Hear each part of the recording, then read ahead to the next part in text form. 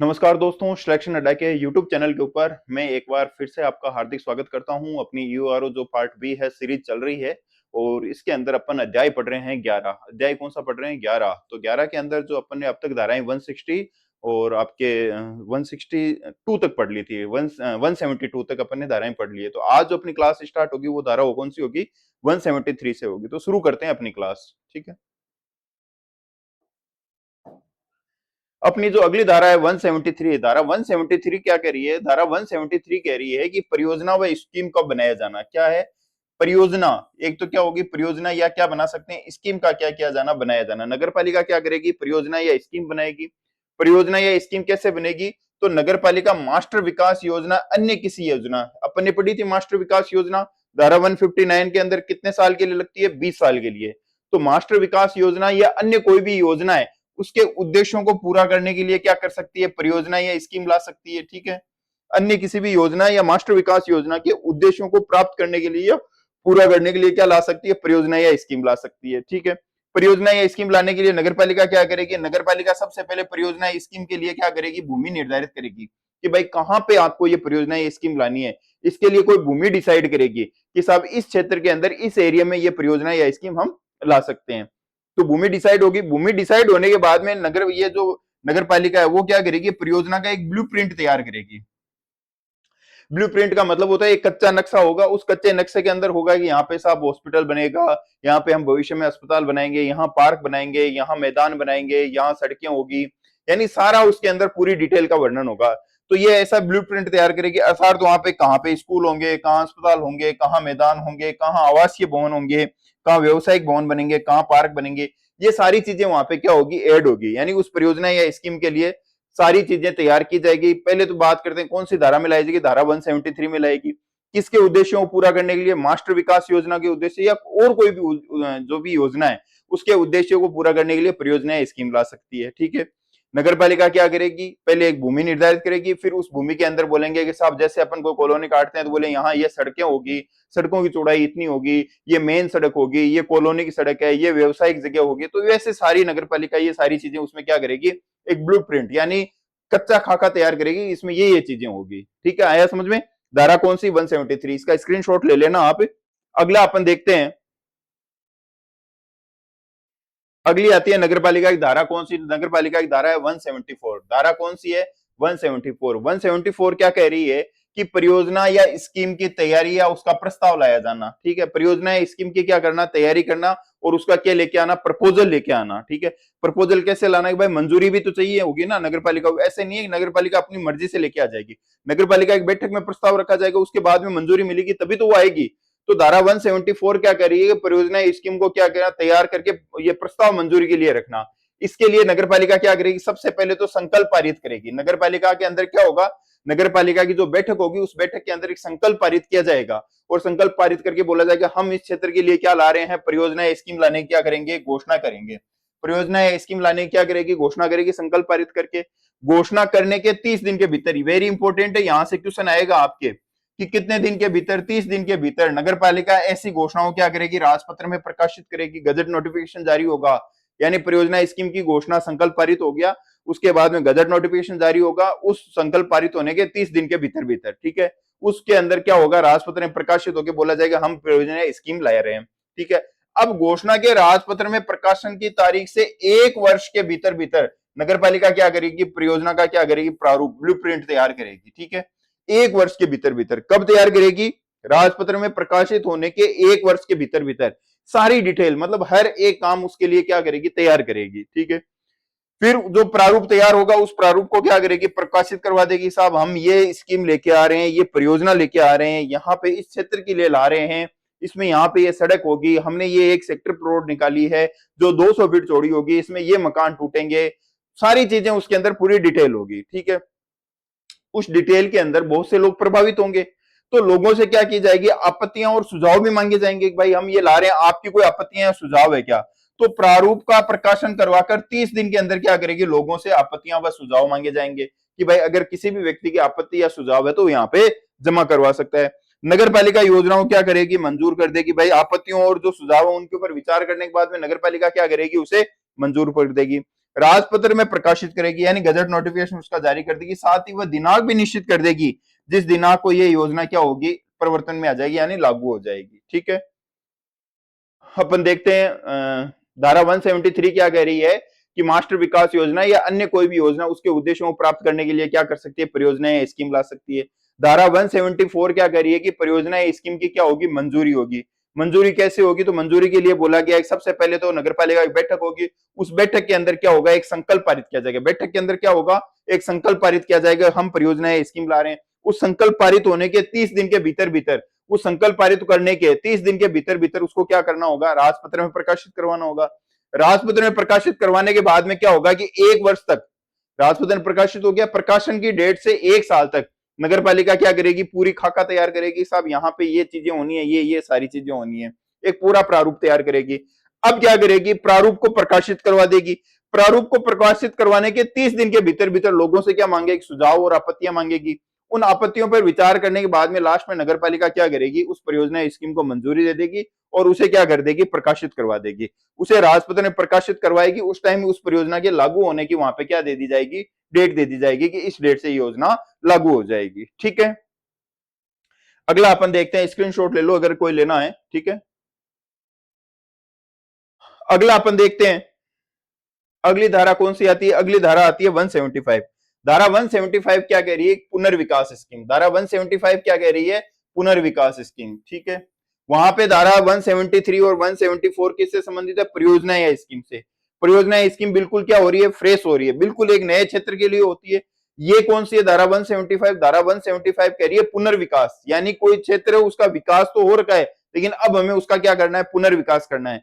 तो यहाँ पे सबसे इंपॉर्टेंट एक तो बात आपको ध्यान रखनी है कि सीएमओ के पास में ये पावर है। मतलब अगर नगरपालिका छोटी है तो वहां पे ईओ को ये पावर होगी, और बड़ी नगरपालिका वहां पे कमिश्नर जो भी लगते हैं उनको ये पावर होगी, आयुक्त को पावर होगी कि उनको लगता है कि उनके नगरपालिका क्षेत्र के अंदर कोई कॉलोनी है जिसमें भवनों की दशा क्या है, बड़ी खराब है, गलियां संकड़ी है, प्रकाश और वायु की पूरी व्यवस्था नहीं है, और वहां के ये व्यवस्था जो निवासी उनके स्वास्थ्य के लिए क्या है, संकटपूर्ण स्थिति है। कैसे, जैसे झुग्गी झोंपड़ी है, झुग्गी झोंपड़ियां हैं उनके अंदर अपन देखते हैं कि आपने अगर कभी मूवी वगैरह में देखा होगा, उनमें गलियां बड़ी क्या होती है, सकड़ी होती है, यानी एक आदमी भी बड़ी मुश्किल से निकल सकता है, इतनी छोटी गलियां होती है। दूसरी, वहां पे घरों की स्थिति भी खराब होती है, वहां पे स्वास्थ्य की स्थिति लोगों की क्या होगी, खराब होगी। तो अगर कभी ईओ को लगता है या सीएमओ को लगता है कि साहब मेरे नगरपालिका क्षेत्र में ऐसी कंडीशन है और मुझे लगता है कि स्वास्थ्य के लिए यह हानिकारक उन लोगों के लिए, नगरपालिका के पास में बजट है, तो नगरपालिका नगरपालिका मतलब सीएमओ वहां पे क्या कर सकता है, पुनर्विकास स्कीम ला सकता है। नगरपालिका का सीएमओ क्या कर सकता है, पुनर्विकास स्कीम ला सकता है। वह उन क्षेत्रों, यानी वह उन क्षेत्र के लोगों के लिए क्या ला सकता है, पुनर्विकास स्कीम। धारा 175 में कौन लेके आएगा, धारा 175 में आपको थोड़ा सा ध्यान रखना है, ईओ या बोल दो सीएमओ, चीफ म्युनिसिपल ऑफिसर है, वो क्या कर सकता है, पुनर्विकास स्कीम लेके आएगा। पुनर्विकास स्कीम ये जो ईओ लेके आएगा, ये थोड़ा सा ध्यान रखना है। आगे अगला अपन देखते हैं धारा 176। धारा 176 क्या कह रही है, धारा 176 कह रही है कि परियोजना में, परियोजना व्यय होगा, परियोजना व्यय स्कीम को अनुमोदन के लिए सीएमओ को प्रस्तुत करेगा। ठीक है, परियोजना या स्कीम के लिए क्या करेगा, सीएमओ नगरपालिका को क्या करेगा, प्रस्तुत करेगा। भाई कोई परियोजना है, अपन बात करें वही कौन सी, धारा 173 और धारा 174 की।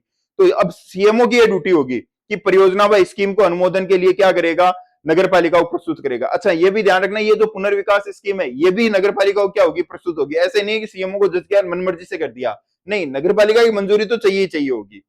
तो जो धारा 176 क्या कह रही है, परियोजना या स्कीम या पुनर्विकास स्कीम भी बोल दो, अनुमोदन के लिए सीएमओ किसको प्रस्तुत करेगा, नगरपालिका को। यानी चाहे पुनर्विकास स्कीम हो, चाहे परियोजना हो, चाहे स्कीम हो, जो भी चीजें हैं वो सारी की सारी नगरपालिका को प्रस्तुत करने का काम कौन करेगा, सीएमओ करेगा, चीफ म्युनिसिपल ऑफिसर करेगा, ईओ करेगा। ठीक है, अब नगरपालिका बोर्ड इसे क्या कर सकता है, नगरपालिका बोर्ड इसमें अनुमति दे सकता है। भाई हो सकता है विपक्ष क्या कर दे, मना कर दे, विपक्ष बोल दे, विरोध कर दे कि ये गलत ला रहे हो, इतनी जरूरत नहीं है, ये जो भी कुछ भी हो, तो उसे क्या किया जा सकता है, अस्वीकार भी हो सकती है।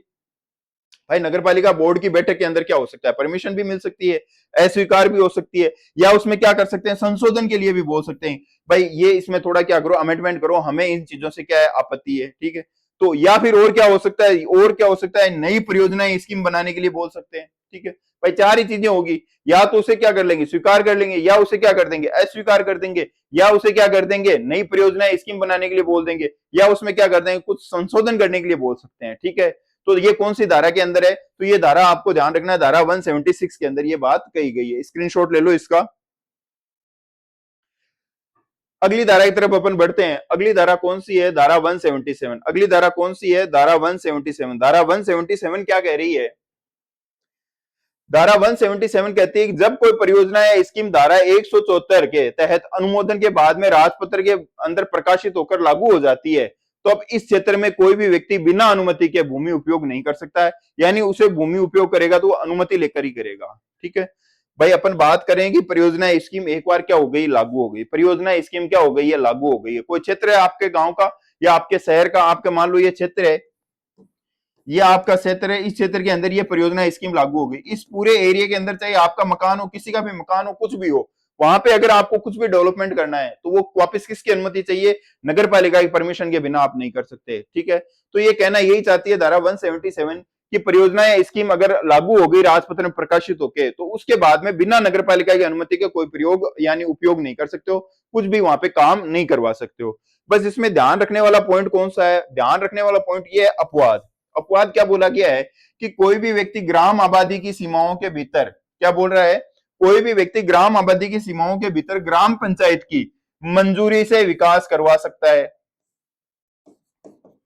यहां पे आपको थोड़ा डाउट होगा, आपको डाउट होगा कि सर अपन तो पढ़ रहे हैं नगर पालिका, यहाँ पे गांव वाला क्या आ गया? यहाँ पे तो गांव का मैटर ही नहीं आना चाहिए, अपन तो नगर पालिका पढ़ रहे हैं, शहर की बात होनी चाहिए, जो मंजूरी होगी वो क्या होगी? नगर पालिका होगी। ग्राम पंचायत मंजूरी कैसे दे रही है? तो देखो इसका एक थोड़ा सा एग्जाम्पल बता देता हूं मैं आपको।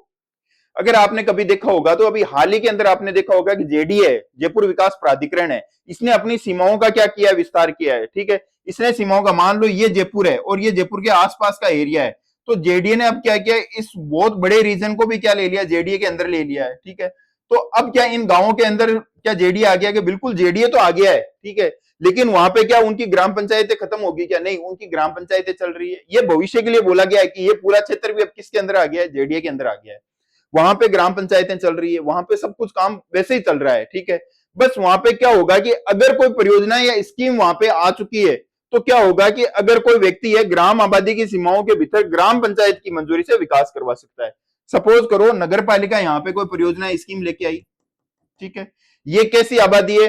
ग्रामीण आबादी है, ग्राम सीमाओं के भीतर है जेडीए के अंदर, लेकिन कहां पे है? ग्राम सीमाओं के भीतर है। अब इसमें किसकी मंजूरी ले सकते हैं और काम करवा सकते हैं? तो बोला गया ग्राम पंचायत की मंजूरी भी अगर है तो भी आप काम करवा सकते हो, नगर पालिका की अनुमति की जरूरत नहीं है। उम्मीद कर रहा हूं कि आपको ये जो पॉइंट है वो समझ में आ गया होगा कि क्यों यहाँ पे ग्राम पंचायतों की मंजूरी की बात, क्योंकि जेडीए का विस्तार है, जेडीए ने अपना विस्तार कर लिया, लेकिन ग्राम पंचायत चल रही है तो ग्राम पंचायतों की मंजूरी से भी ये काम हो सकता है। ठीक है, इसके बाद में अपन देखते हैं अगली धारा। अगली धारा है 178। धारा 178 क्या कह रही है कि परियोजना या स्कीम का व्यक्तिगत होना या लैप्स होना, वेरी इंपॉर्टेंट है। परियोजना या स्कीम का क्या होना है? व्यक्तिगत होना। व्यक्तिगत का मतलब है, ये जो लॉ की भाषा है आपको एग्जाम के अंदर यही आएगी, तो आपको थोड़ा सा ध्यान रखना है। लैप्स हो जाना, लैप्स हो जाना मतलब गायब हो जाना। गायब कब होगी या समाप्त कब मान ली जाएगी? कि यदि आप कोई परियोजना या स्कीम लेके आगे और प्रकाशन की तारीख से, राजपत्र में प्रकाशन की जो तारीख है उससे 2 वर्ष तक उसका क्या नहीं कर रहे हो? क्रियान्वयन नहीं कर रहे हो, तो फिर वो परियोजना स्कीम क्या हो जाएगी? व्यक्त हो जाएगी, यानी समाप्त हो जाएगी। ठीक है, वापस बता देता हूं धारा कौन सी है? धारा 178 है। धारा 178 क्या कह रही है? धारा 178 कह रही है कि अगर नगर पालिका कोई परियोजना स्कीम लेके आती है, सारा सब कुछ हो गया, नगर पालिका की मंजूरी भी मिल गई, राजपत्र में प्रकाशन भी हो गया, प्रकाशन की डेट भी दे दी। अब हुआ ये कि आपने प्रकाशन की डेट दे दी, सब कुछ हो गया, लेकिन 2 साल तक उसके ऊपर कोई इंप्लीमेंट नहीं हो रहा है, कोई कार्रवाई नहीं हो रही है, तो अब क्या होगा? तो साफ साफ बोला गया धारा 178 के अंदर, यदि कोई परियोजना स्कीम लेके आ जाती है और उसके ऊपर अगर 2 साल तक कोई भी काम नहीं होगा तो 2 साल बाद में वो परियोजना स्कीम समाप्त हो जाएगी। अर्थात उस क्षेत्र के लोग अब बिना नगर पालिका की परमिशन के वहां पे जो अपना काम करवाना चाहते हैं करवा सकते हैं, यानी वो परियोजना स्कीम ऑटोमेटिक 2 साल तक अगर काम नहीं करवाते ऑटोमेटिक समाप्त हो जाएगी। ठीक है, स्क्रीनशॉट ले लो इसका। अगली धारा की तरफ अपन बढ़ते हैं। अगली धारा है 179। धारा 179 क्या कह रही है? धारा 179 कह रही है कि परियोजना स्कीम में उपांतरण, बदलाव यानी मॉडिफिकेशन या प्रत्याहरण। ठीक है, यानी परियोजना या स्कीम में आप क्या कर सकते हो? बदलाव कर सकते हो, उसके अंदर मॉडिफिकेशन कर सकते हो, या उसे क्या कर लेना है? वापस लेना है। देखो धारा 178 तो क्या कर रही थी? समाप्ति हो रही थी। ठीक है, धारा 178 तो क्या हो रही थी? समाप्त हो रही थी। क्यों समाप्त हो रही थी? क्योंकि 2 साल तक आपने उसके ऊपर क्या नहीं किया, कोई काम नहीं किया, ठीक है, तो ऑटोमेटिक क्या हो जाएगी, समाप्त हो जाएगी। लेकिन धारा 179 क्या कह रही है कि अगर नगर पालिका चाहे और नगर पालिका को ऐसे लगे तो उस परियोजना स्कीम को क्या ले सकती है, वापस ले सकती है, या उसमें क्या कर सकती है, परिवर्तन या संशोधन कर सकती है। योजना लागू होने के बाद की बातें हैं ये, ठीक है। लागू हो गया, काम हो रहा है, सब कुछ हो रहा है, यहाँ पे ये क्या बात की जा रही है कि आपने परियोजना को लागू करवा दिया, अब लागू हो गई, लागू होने के बाद में आप उसमें कोई बदलाव करना चाहते हो, कर सकते हो, बिल्कुल इसमें कर सकते हैं। लागू होने के बाद में काम हो गया, 1 साल तक काम हो गया, फिर आपको लगा कि नहीं परियोजना या स्कीम को क्या लेते हैं, वापस ले लेते हैं, तो वापस ले सकते हैं क्या, बिल्कुल ले सकते हैं। कौन सी धारा के तहत ले सकते हैं, तो धारा 179 के तहत अपन परियोजना स्कीम को क्या ले सकते हैं, वापस ले सकते हैं, ठीक है। नगर पालिका चाहे तो इसमें क्या बोला गया है कि इसमें तात्विक परिवर्तन, यानी कोई भी अगर उसको तात्विक परिवर्तन यानी करंट के अंदर कोई चेंज करना है तो वो बदलाव करना चाहती है तो वो बदलाव कर सकती है। वही बात जो मैंने आपको बताई थी, नगर पालिका जांच के बाद में, यानी नगर पालिका को लगे कोई जांच करवाई और जांच करवाने के बाद में लगे कि नहीं ये परियोजना बहुत ज्यादा महंगी पड़ रही है या इसका कोई वैल्यू नहीं है, इसका कोई इतना सार्थक मतलब नहीं निकल के आ रहा है, ठीक है, तो हम क्या कर लें, इसको वापस ले सकते हैं। बिल्कुल राजपत्र में प्रकाशित अधिसूचना द्वारा परियोजना या स्कीम को क्या लिया जा सकता है, वापस ले सकती है। यानी मनमर्जी नहीं होगी, वही होगा, ये राजपत्र में वापस क्या होगी, सूचना प्रकाशित होगी और उस सूचना अधिसूचना द्वारा ही वो क्या ऑथेंटिक न्यूज मानी जाएगी कि साहब हाँ बिल्कुल अब ये परियोजना स्कीम क्या हो चुकी है, समाप्त हो चुकी है, ठीक है। अगली धारा की तरफ अपन बढ़ते हैं। अगली धारा क्या है, अगली धारा है आपकी धारा 180। धारा 180 क्या कह रही है कि राज्य सरकार द्वारा अपेक्षा किए जाने पर, ठीक है, यानी राज्य सरकार अगर ऐसी मंशा जताए तो नगर पालिका क्या करेगी, बोले जाने पर नगर पालिका सीएमओ को यानी ईओ को कोई परियोजना स्कीम तैयार करने के लिए क्या कर सकती है, बोल सकती है। वेरी इंपॉर्टेंट है।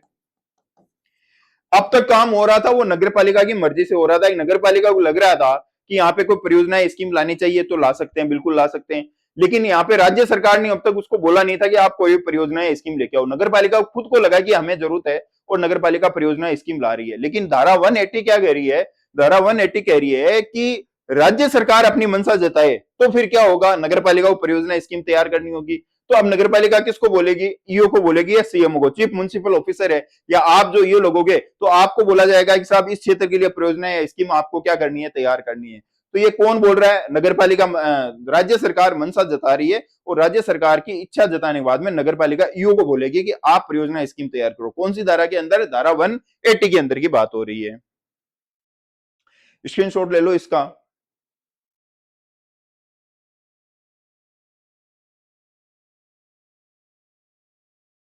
अगली धारा की तरफ अपन बढ़ते हैं। धारा कौन सी है, 181 है। धारा कौन सी है, 181 है। धारा 181 क्या कह रही है कि राजस्थान नगरपालिका एक्ट 2009 के लागू होने से पहले या मास्टर विकास योजना लागू होने से पहले किसी परियोजना स्कीम को मंजूरी राज्य सरकार द्वारा दी जा चुकी है तो उसे अवैध रद्दी नहीं घोषित किया जाएगा, ठीक है। कहने का मतलब क्या है कि अगर 2000 जो राजस्थान नगरपालिका एक्ट है 2009 के लागू होने से पहले कोई मास्टर विकास योजना लागू होने से पहले किसी परियोजना स्कीम को क्या दी जा मंजूरी दी जा चुकी है तो वो उसे रद्द नहीं करेगी। वापस बता देता हूं, इसका मतलब ये हुआ कि अपन ने पढ़ा था कि कोई परियोजना स्कीम है, ठीक है, परियोजना स्कीम लेके आ रहे हो, लेकिन वो परियोजना स्कीम लेके आ रहे हो और वो क्या हो रहा है, नगरपालिका एक्ट है उसके लागू होने से पहले की बात हो रही है, परियोजना स्कीम है, ठीक है, और उसके बाद में एक्ट लागू होने से पहले की परियोजना स्कीम चल रही है, तो क्या वो परियोजना स्कीम रद्द हो जाएगी, क्या नहीं रद्द होगी, वो लागू ही रहेगी।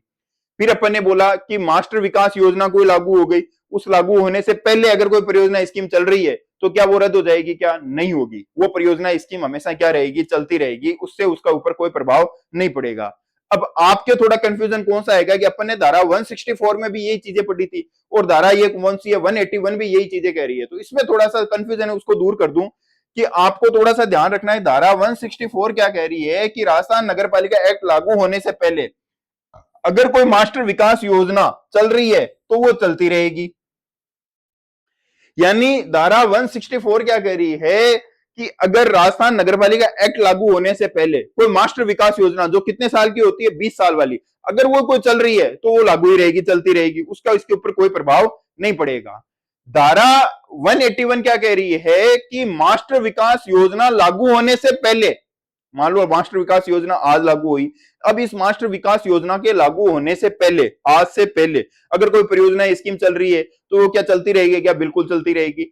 अगर ये जो राजस्थान नगरपालिका एक्ट है ये लागू होने से पहले भी अगर कोई परियोजना स्कीम चल रही है तो क्या वो चालू रहेगी? बिल्कुल चालू रहेगी। ठीक है, थोड़ा सा दोनों में अंतर समझना। ठीक है, यहाँ पे किसकी बात हो रही है? धारा 164 के अंदर बात हो रही है मास्टर विकास योजना की। धारा की 164 में किसकी बात हो रही है कि मास्टर विकास योजना अगर राजस्थान नगरपालिका एक्ट लागू होने से पहले चल रही है तो वो चलती रहेगी, खत्म नहीं होगी इस धारा राजस्थान नगरपालिका एक्ट लागू होने के बाद में।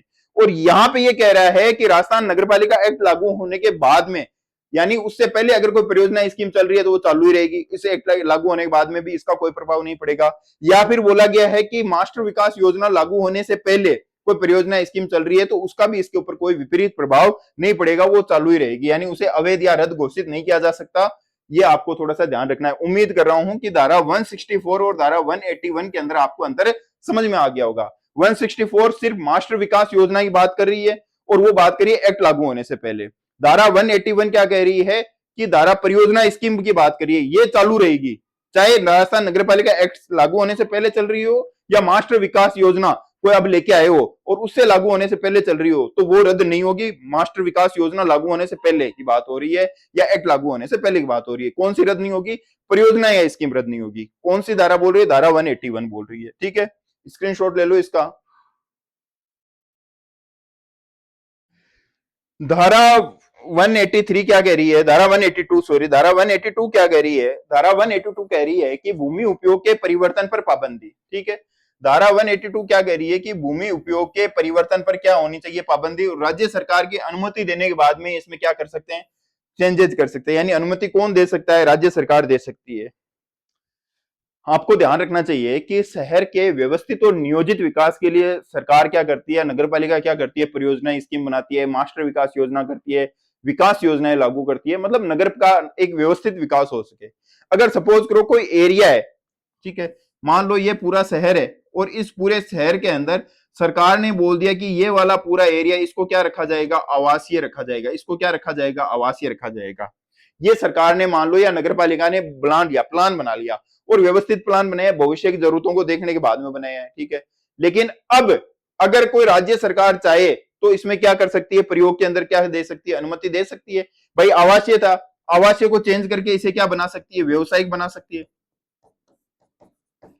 भाई मान लो आज मास्टर विकास योजना आई और उसके अंदर इसको आवासीय रखा, ठीक है, यहाँ पे इस क्षेत्र का इतना विकास नहीं हुआ जितना आवासीय में होना चाहिए था, और बाद में पता लगा कि कल को यार यहाँ पे तो औद्योगिक क्षेत्र के रूप में इसका बढ़िया उपयोग हो सकता है, तो इसको क्या कर सकते हैं? व्यवसायिक क्षेत्र में चेंज कर दो, या औद्योगिक क्षेत्र में क्या कर सकते हो? बदल सकते हो। क्या? बिल्कुल बदल सकते हैं। ठीक है, ये बदलने की शक्ति किसकी है? तो ये बदलने की शक्ति कौन सी है? राज्य सरकार की है। कौन सी धारा बात कर रही है? धारा 182 बात कर रही है कि भूमि के उपयोग, भूमि का उपयोग कैसा? आवासीय को क्या बना सकते हो? व्यवसायिक बना सकते हो। ऐसे नहीं होता, मनमर्जी से नहीं होता। हमेशा आपको ध्यान रखना चाहिए कि अगर आपकी भूमि कृषि भूमि है तो उसे आवासीय भूमि में बनवाने के लिए आपको परिवर्तन करवाना होगा। अगर आवासीय भूमि है तो उसको व्यवसायिक भूमि में परिवर्तन करवाना, कॉमर्शियल यूज के लिए भी आपको क्या करवाना होगा? उसका भूमि का लैंड यूज चेंज करवाना होगा। अगर व्यवसायिक भूमि है तो उसको औद्योगिक भूमि यानी इंडस्ट्री लगानी है तो वापस वहां पे आपको क्या करवाना होगा? लैंड यूज चेंज करवाना होगा। यानी ये अपनी मर्जी से नहीं होता है। तो धारा 182 क्या बोल रही है कि भूमि का उपयोग परिवर्तन पर क्या लगी है? पाबंदी लगी है। भाई ऐसे मर्जी से चेंज नहीं कर सकते हो कि आपको लगा कि नहीं नहीं ये कॉलोनी है, कॉलोनी के अंदर क्या बन जाए? मेरे एक दुकान बन जाए बहुत अच्छी, क्योंकि यहाँ पे आसपास कोई दुकान नहीं है और डिमांड बहुत अच्छी है कॉलोनी के लोगों की, मैं किराने की दुकान खोल लेता हूँ। तो अपनी मर्जी से नहीं खोल सकते हो। हालांकि वो बात दूसरी ही चल रही है, लेकिन ये सारी की सारी क्या है? अवैध है। क्यों अवैध है? अगर उनको व्यवसायिक गतिविधि नहीं मिली है, यानी व्यवसायिक पट्टा नहीं मिला हुआ है, कॉमर्शियल पट्टा है, तो ही आप खोल सकते हो, ऐसे नहीं खोल सकते हो। तो यानी भूमि का जो चेंज है, लैंड यूज चेंज है, उसके ऊपर पाबंदी है। ठीक है, पाबंदी है तो क्या हमेशा पाबंदी रहेगी? बिल्कुल हमेशा पाबंदी है, वो चेंज नहीं होगी। लेकिन राज्य सरकार की अनुमति देने के बाद में आप इसमें क्या कर सकते हो? चेंज कर सकते हो। ठीक है, चेंज करवा सकते हो। अब क्या होगा कि जैसे कोई व्यक्ति है जिसकी कोई भूमि है या भवन है, उसका उपयोग मास्टर प्लान या जोलन प्लान में क्या हो चुका है? निर्धारित उपयोग है, उसके अलावा अन्य रूप में वो क्या नहीं कर सकेगा? दूसरे में चेंज नहीं कर सकेगा। भाई आपके मान लो नगर पालिका क्षेत्र में कोई भूमि है जिसके ऊपर कोई मकान बना हुआ नहीं है, या फिर आपका कोई मकान है और उसका मकान तो रेजिडेंशियल है, आप उसका क्या करना चाहते हो? आवासीय यूज, कॉमर्शियल यूज करना चाहते हो। तो मास्टर प्लान में अगर है तो ठीक है, नहीं है तो फिर आप इसको चेंज नहीं करवा सकते हो। यानी जोनल प्लान में निर्धारित उपयोग के अलावा अन्य रूप में प्रयोग नहीं किया जा सकता। जैसे आवासीय का व्यवसायिक नहीं कर सकते या व्यवसाय का औद्योगिक उपयोग नहीं कर पाओगे, ये प्रतिबंध लगाया। लेकिन आगे क्या बोल रहा है कि राज्य सरकार या उनके द्वारा कोई भी जो प्राधिकृत अधिकारी है वो विशेष परिस्थितियों में भूवियोग के परिवर्तन की क्या दे सकता है, अनुमति दे सकता है। भाई गवर्नमेंट को लगता है और गवर्नमेंट के पास आपने अपील करी और गवर्नमेंट को लगा या गवर्नमेंट के द्वारा जो प्राधिकृत अधिकारी उसके पास आपने अपील करी और उनको लगा कि आपका कहना सही है, ये हो सकता है, तो आपको क्या दे सकता है, अनुमति दे सकता है। क्या दे सकता है, अनुमति दे सकता है। अब अनुमति देने के लिए क्या होगा, इसके लिए भूमि स्वामी को नगर पालिका के पास में क्या करना होगा, आवेदन करना होगा कि सर मेरा ये भूमि है या मेरा ये भवन है, इसका मैं लैंड यूज क्या करना चाहता हूँ, चेंज करना चाहता हूँ, आवासीय को व्यवसायिक या व्यवसाय को औद्योगिक में बदलना चाहता हूँ। ठीक है, नगर पालिका के पास में आपने क्या दिया, आवेदन दिया। नगर पालिका क्या करेगी, सार्वजनिक सूचना क्या करेगी, जारी करेगी, आपत्तियां मांगेगी। आपने देखा होगा अखबार, अगर आप देखते हो तो अखबार के अंदर छोटे से ब्रैकेट बने हुए आते हैं, कभी कभी उसमें देखना कि सर्वसाधारण को सूचित किया जाता है कि फला फला व्यक्ति का खसरा नंबर इतना इतना से ये जो भूमि या भवन है इसका हम क्या कर रहे हैं, पट्टा दे रहे हैं या इसका व्यवसायिक उपयोग के लिए अनुमति दे रहे हैं। अगर किसी भी व्यक्ति को आपत्ति है तो 15 दिवस के भीतर या 30 दिन के भीतर नगर पालिका कार्यालय में अपनी आपत्तियां दर्ज करवा सकते हैं। बहुत छोटा सा लिखा हुआ होता है, मोस्टली लोग इस पे ध्यान भी नहीं देते, पर यह होता है कि देना पड़ता है। तो क्या बोला गया है कि नगर पालिका भूस्वामी को पहले तो आवेदन कर दिया, आवेदन करने के बाद में नगर पालिका क्या करेगी, अखबार के अंदर निकलवाएगी, अखबार में निकलवा के लोगों से क्या करेगी, आपत्ति मांगेगी। भाई पब्लिक की आपत्ति तो नहीं है कि हम चेंज कर रहे हैं। भाई कल को पता लगे कि आपकी भूमि या भवन तो आवासीय है और वहां पे व्यवसायिक परमिशन नगर पालिका ने दे दिया, अड़ोसी पड़ोसी बोल देते हैं सर पूरे दिन तो यहाँ पे मशीनों की आवाज आती है, ये क्या कर दिया आपने। तो पहले ही नगर पालिका बोलेगी सर हमने आपत्तियां मांगी थी आपसे, हमने पूछा था कि अगर किसी को आपत्ति है तो बोल दो। ठीक है, तो जो अखबार होगा, अखबार के अंदर प्रकाशित होगी सूचना, उसके बाद में लोगों से आपत्तियां मांगी जाएगी। फिर क्या होगा, नगर पालिका चाहे तो जनहित के अंदर, भाई पब्लिक हित होना चाहिए, ऐसे नहीं कि मनमर्जी से नगर पालिका को पैसे दिया नगर पालिका लैंड यूज चेंज कर देगी। लैंड यूज चेंज तभी होगा, राज्य सरकार की मंजूरी होगी, लेकिन तभी होगा जब जनहित होगा, यानी लगेगा कि हाँ लोगों का इससे क्या हो जाएगा, भला हो जाएगा। ठीक है, मान लो किसी आस पड़ोस के क्षेत्र में 2-4 किलोमीटर के दायरे में कोई दुकान नहीं है और कोई आवेदन कर दे साहब मेरा ये भवन है, इसको मैं अवश्य में इसे कॉमर्शियल बदलना चाहता हूँ, मुझे परमिशन दो। और सरकार को लगेगी यार यहाँ पे लोगों की सुविधा होने के लिए यहाँ पे इसको कॉमर्शियल यूज करने के लिए चेंज कर देते हैं। तो पहले तो आपत्तियां मांगेगी, फिर जनहित के अंदर भी काम होना चाहिए। ठीक है, फिर क्या होगा कि जो कन्वर्जन चार्ज होगा, वो कन्वर्जन चार्ज वसूलने के बाद में नगर पालिका क्या दे देगी, अनुमति दे देगी। भाई जो आपका चेंज हुआ है, लैंड यूज चेंज हुआ है, तो उसका आपको क्या लिया जाएगा, कन्वर्जन चार्ज लिया जाएगा। यानी परिवर्तन किया है भूमि का, आपने क्या किया है, परिवर्तन कराया है, तो इसका जो चार्ज बनेगा वो आपको जमा करवाना ही पड़ेगा। ठीक है, और वो पैसा कहां जमा होगा, तो वो नगर पालिका निधि के अंदर क्या हो जाएगा, जमा हो जाएगा। वापस बता देता हूं, कोई भी व्यक्ति बिना राज्य सरकार की मंजूरी से लैंड यूज को चेंज नहीं कर सकता। एक बार जो लैंड यूज निर्धारित हो गया वही रहेगा। ठीक है, अगर कभी लगता है तो राज्य सरकार को, तो वो आवेदन कर सकता है व्यक्ति, प्राधिकारी, संबंधित प्राधिकारी या राज्य सरकार के पास में। राज्य सरकार को लगता है कि जनहित में है तो मंजूरी दे देगी, लेकिन मंजूरी देने के लिए पहले क्या होगा, जनता से आपत्तियां मांगी जाएगी। आपत्तियां होने के बाद में उन पर विचार किया जाएगा, उसके बाद में जो भी निर्धारित शुल्क लगता है वो शुल्क लगा के मंजूरी दे दी जाएगी। अगर आपत्तियों में दम होगा तो हो सकता है मंजूरी क्या की जाए, रिजेक्ट भी की जाए। तो कन्वर्जन चार्ज लगेगा, वो पैसा कहां जाएगा, नगर पालिका निधि में जमा हो जाएगा। अगली और लास्ट धारा आज की क्लास की अपन देखते हैं। अच्छा, इसका स्क्रीनशॉट ले लो, आप इसका स्क्रीनशॉट ले लो। अगली धारा अपन आज की लास्ट धारा है, वो लास्ट धारा देखते हैं, धारा 183। धारा 183 क्या कह रही है कि सार्वजनिक मार्ग की नियमित लाइन। ठीक है, सार्वजनिक मार्ग की क्या होनी चाहिए, नियमित लाइन।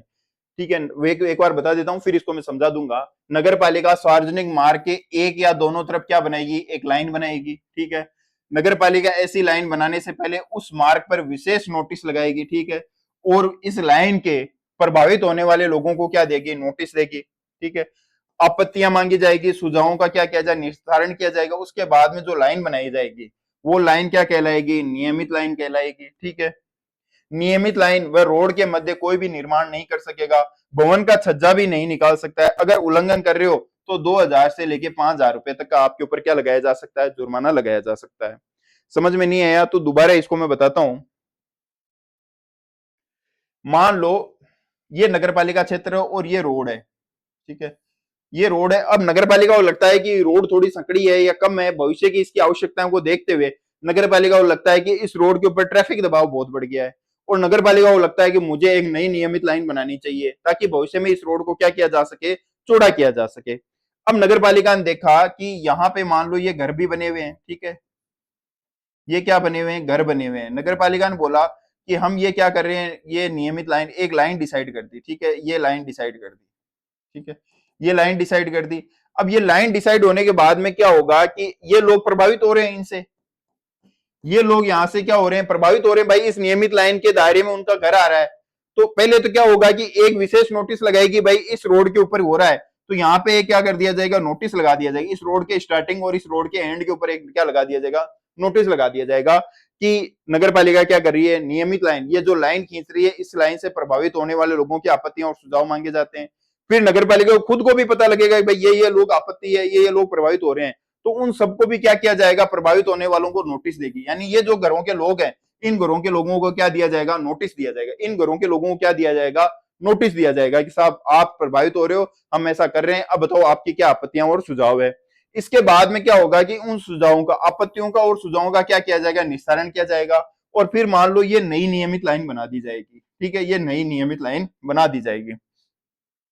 अब क्या होगा कि कोई भी व्यक्ति, मान लो यहाँ पे कोई भी व्यक्ति है, तो ये घरों के जो निर्माण है इसको क्या लेना होगा, पीछे लेना होगा। ये जो निर्माण है, अब यहाँ पे क्या आ जाएगी, रोड आ जाएगी। अब यहाँ पे क्या आ जाएगी, रोड आ जाएगी। ये तो क्या हो गई, रोड आ गई, ठीक है। और ये घरों को पीछे ले लेंगे। अब आपको लगा, मैं यहाँ पे नया बना देता हूँ, ये पुराना है और ये नई नियमित लाइन खींच दी नगर पालिका ने, ये क्या खींच दी है, नियमित लाइन खींच दी। और आपके घर का ये छज्जा भी अगर यहाँ पे इस नियमित लाइन के अंदर आ गया, तो वो भी क्या होगा, अवैध निर्माण होगा। कहने का क्या बोला गया है, नियमित लाइन कहलाएगी। नियमित लाइन के बाद में रोड के मध्य कोई, यानी ये रोड है, ये तो आपकी क्या है, सड़क है, और ये है नियमित लाइन। तो ये नियमित लाइन और रोड के बीच वाला ये जो एरिया है, इस क्षेत्र में आप किसी भी प्रकार का कोई निर्माण नहीं कर सकते हो। इस क्षेत्र में आप किसी भी प्रकार का कोई निर्माण नहीं कर सकते हो। क्यों, क्योंकि नगर पालिका ने इसको क्या कर दिया है, नियमित लाइन खींच दिया है। अगर इस क्षेत्र के अंदर आप कोई छज्जा भी निकालते हो, कुछ भी निर्माण करते हो, तो वो क्या होगा, अवैध निर्माण होगा, नगर पालिका उसे तोड़ सकती है। इसका एक और एग्जाम्पल देखिए मैं आपको बताता हूं। जैसे आपने देखा होगा, आपकी कॉलोनी के अंदर मान लो 30 फुट की रोड है, तो 30 फुट की रोड के बाद में 30 फुट की, ये टोटल रोड की चौड़ाई कितनी है, टोटल रोड की चौड़ाई है, ये देखो, ये आपकी टोटल रोड है। इस रोड की चौड़ाई कितनी है, तो ये टोटल रोड की चौड़ाई है 30 फुट। अब मान लो नगर पालिका ने इसके ऊपर क्या बना दी, 16 फुट की क्या बना दी, सड़क बना दी, पक्की रोड बना दी। ये क्या बनी हुई है, डामर की रोड बनी हुई है। ये क्या बनी हुई है, डामर की रोड बनी हुई है आपके। और आपके घरों के पास में आपने देखा होगा कि लोग बाग क्या करते हैं कि यहाँ पे कुछ वो बना लेते हैं। ये तो हो गया, बर्म हो गया, यानी यहाँ से तो गाड़ी घर के अंदर चढ़ा रहे हैं, और यहाँ पे क्या बना दिया, पार्क वगैरह बना लिया। यहाँ पे क्या बना लेते हैं, पार्क वगैरह बना लेते हैं। रोड ये है, इसके बाद में ये जो बीच का है, ये रोड और ये जो आपका घर की दीवार है, इसके बीच का जो एरिया है, ये क्या हो गया, एक तरह से नियमित लाइन हो गई, ठीक है। अब आप लोगों ने देखा होगा जयपुर वगैरह में तो ये खूब चलता है कि लोग घरों के बाहर क्या करते हैं, एक जाली सी लगवा देते हैं, उसके अंदर क्या करते हैं कि अपने गमले वगैरह रख लिए, सब कुछ रख लिए। नगर पालिका ने बोला है कि ये आप कर रहे हो तो ये क्या है, गलत है, अतिक्रमण है। क्यों, क्योंकि क्या बोला गया है कि रोड और नियमित लाइन के बीच में अगर कोई भी आप निर्माण कार्य करवाते हो, तो वो क्या होगा, अवैध होगा, और उसे क्या कर दिया जाएगा, तोड़ दिया जाएगा। आप गौर करना कि आपका मकान, ये आपका मकान है, इस मकान का छज्जा भी अगर आपने निकाल लिया, ठीक है, तो वो भी क्या हो जाएगा, अगर किसी ने शिकायत कर दी तो वो क्या हो जाएगा, अवैध हो जाएगा, नगर पालिका का दस्ता आ जाएगा और उसको तोड़ के चला जाएगा। क्यों, क्योंकि आपने छज्जा बाहर निकाल लिया है। आप घर का कोई भी हिस्सा इस नियमित लाइन के अंदर नहीं ला सकते हो, ठीक है। कहने का मतलब ये है,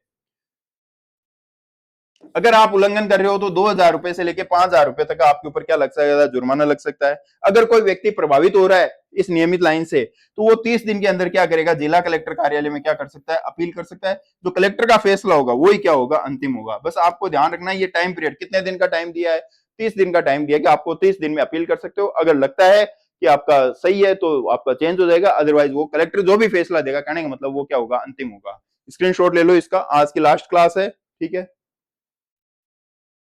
अगर आपको ये प्रयास पसंद आया है तो प्लीज लाइक और शेयर करिए। मैं सरल को कोशिश करता हूं कि इनको सरल शब्दों में समझा सकूं, ठीक है। अगर अच्छा लगता है तो प्लीज लाइक शेयर और कमेंट करिए।